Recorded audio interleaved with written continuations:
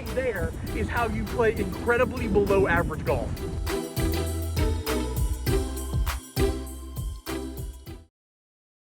Welcome to OverPar, and this is not going to be a typical OverPar. I will talk about the Canadian Open just a little bit, but I'm going to spend the most of the time today talking about this new merger between the PGA Tour, the DP World Tour, and LIV Golf.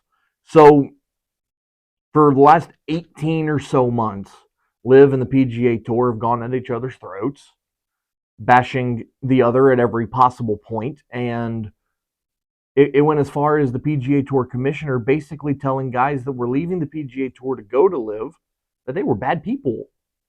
And now everybody's just going to gather around a campfire like nothing ever happened. But people are confused about how the merger is going to work. So I've done some research, and what I have found is that the PGA Tour is still going to be the PGA Tour. That's not going to change. They're still going to have control about what tournaments they play and when they play them. Where things get tricky is television rights and the commercial side of things. That's going to be owned by this new entity called NewCo that is also going to own LIV. Now, NewCo is going to be run by a board with the CEO of LIV, the commissioner of the PGA Tour, and then board members from each tour. So it's going to be fair government, if you will, but it's still not a great look, especially when the PGA Tour is considered to be a player-run tour, and your biggest names had no clue about it. Rory McIlroy told the media yesterday at the Canadian Open that he was left in the dark on the negotiations and kind of felt like a sacrificial lamb because he was the face of the PGA Tour, bashing LIV with the tour, and then now they're going to partner together, and it just didn't feel right. And then I also saw rumors that the PGA Tour was forced to leak the news after there were rumors that Jon Rahm was moving over to LIV.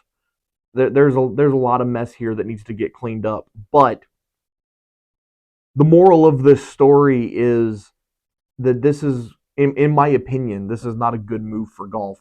I think that the LIV Tour and PGA combining is just going to create a sour taste in a lot of people's mouths. And it's just not going to be a good look for a tour that has stood the test of time for 60, 70 years. So very interested to see how this plays out. Nothing is definitive yet. It's a framework agreement. There's still a lot of things to work out. It still has to come to a vote. So there's a possibility that it doesn't even happen.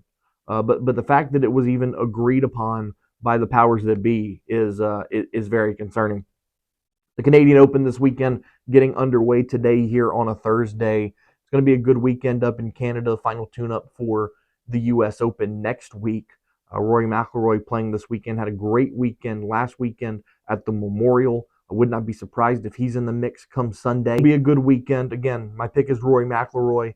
I think he's got a lot of passion right now. I think he's fired up, and he will be looking to add a win to the column as they head to Los Angeles for the U.S. Open.